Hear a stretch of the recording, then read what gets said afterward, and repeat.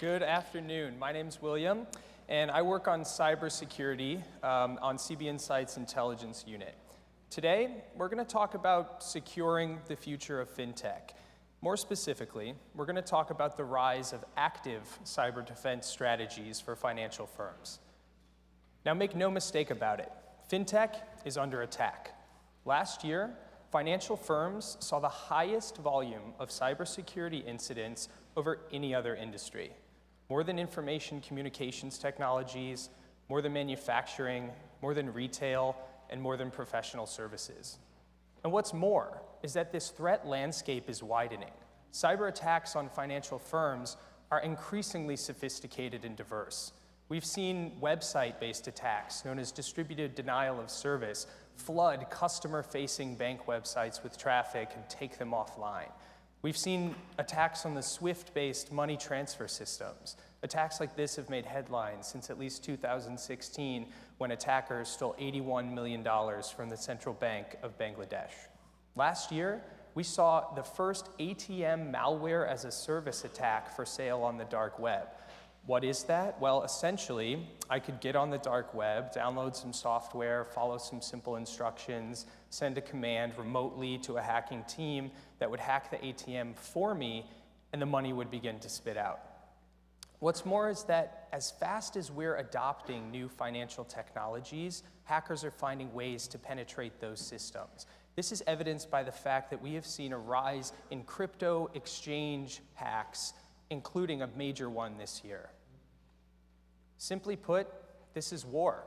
Our traditional defenses are no longer adequate, and this needs wartime, not peacetime urgency. That's John McFarland, the chairman at Barclays. Organizations are responding by shifting from passive cyber defense to more active cyber defense strategies. And what does this mean? Well, a passive strategy is largely reactive, whereas an active strategy involves going outside your network, directly engaging with the hackers or the people who have tried to cause you harm. We're actually seeing financial firms look to military intelligence agencies for these different types of active cyber defense strategies. For example, we've seen some firms launch cyber war rooms to coordinate threat intelligence and response. Major organizations, MasterCard, Visa, Citigroup, Wells Fargo, Fifth Third Bank, and even regional players like Bank of the West have all adopted this strategy. It was actually taken in part from the Department of Homeland Security post 9/11 when they were launching what were called fusion centers all over the world to coordinate intelligence and response to threats. We're also seeing investment banks mirror military-style war games to train for cyber attacks. In fact, just this month, we saw Goldman Sachs announce that they were rolling out a program to help train employees by allowing them to gamify the cyber hygiene experience, leaderboards across the company, who's better at cybersecurity, etc. We're also looking at the fact that financial firms are embracing the white hat hackers to battle test their systems. We've seen companies like MasterCard do this and Western Union, but largely they're following in the footsteps of the Department of Defense, which rolled out a program called Hack the Pentagon recently. It's where they say, okay, hackers, we're going to open our systems up, come penetrate us, and then show us what you did so we can go back and remediate those attacks. We're also looking at the fact that banks are going outside their networks and they're monitoring stolen financial data on dark web marketplaces to catch identity thieves. Well, what is the dark web? For most of you maybe know, but for those of you who don't, this is a lower layer of the internet. It's largely inaccessible to you and me. You need special tools to get there, and a lot of criminals hang out there. And about 40% of the data on the dark web is leaked, stolen data, and a lot of that is financial fraud. So it makes sense that these firms would be going there to get back what was once theirs. Synthetic identities. Synthetic identity frauds are where stolen data is actually attached to fabricated accounts and identities. It used to be that I could just go and figure out your password, and then I would impersonate you online to make transactions. But now, after Equifax and the endless stream of breaches, the number of personally identifiable pieces of information that are out there on us mean that hackers can now create wholesale synthetic identities to wage fraud.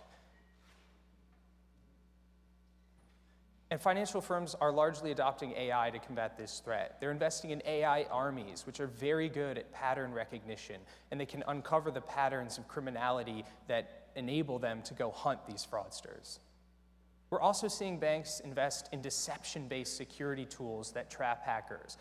For example, say you're an insurance company, and you have within your network the crown jewels, your customers' data, and you know it needs to be protected, and you know hackers are going for it.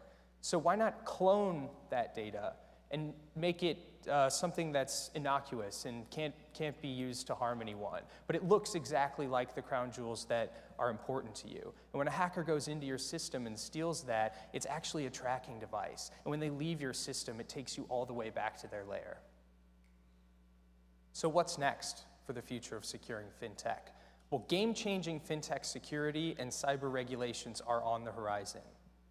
First off, consumers may become active defenders. More specifically, we're going to see firms that champion proactive security put these kinds of tools in the hands of consumers. We've already seen innovations such as polymorphic credit cards. This is essentially a credit card where you can link up to 8 different payment methods. It has a small keyboard on it and a screen. It creates a one-time use PIN that significantly reduces card theft and the chances of fraud. We're also seeing things like researchers at the University of Iowa creating synthetic materials that can be placed inside of a credit card, such that when that card is stolen, the user can send a signal to the card, rendering it totally unusable. Now, we've spoken a little bit today about active defense, but there's another step here, and it's what's called hacking back. And we've actually seen last year, new draft legislation was introduced in the US Congress to make hacking back legal, to actually make it legal for firms to go retaliate against the bad actors that have attacked them. This is a controversial idea, and actually hacking back could open up the floodgates to endless tit-for-tat cyber attacks. What's more is that there's a technology on the horizon that could change the game for all of security, including for fintech. And organizations will need quantum strategies to stay cyber secure. What is a quantum computer? Well, a quantum computer, very simplistic explanation, is an ultra-fast computer that uses the principles of quantum mechanics to perform calculations at a far more powerful rate than traditional transistor-based computers. Some of the world's biggest companies know the future is quantum. From Google, IBM, to Samsung, Toshiba, and more, these companies are championing these inventions inside their organizations. Investment banks are actually already getting into the quantum game. Here we see a small snapshot of a patent from the CB Insights platform that shows Goldman Sachs is adopting some quantum technologies to perform fast calculations. But financial firms need to go a step further. We can't just use quantum technologies to do the traditional finance things that we've already done better, because quantum technologies actually threaten all modern forms of protecting sensitive data. However, quantum computing is also the key to actively defending the future of fintech. We're going to see quantum used in connecting consumers to websites, authenticating payments, authenticating wire transfers, title transfers, identity management, and much more. Now, CB Insights has been mapping the space around cybersecurity for fintech for some time. And here you can see our proprietary CUSP framework, where we're ranking companies on a matrice with 2 axes, company health and momentum. You can see 7 startups listed here, the remainder of which are available to CB Insights clients inside the platform. I want to thank you for your time today and enjoy the future.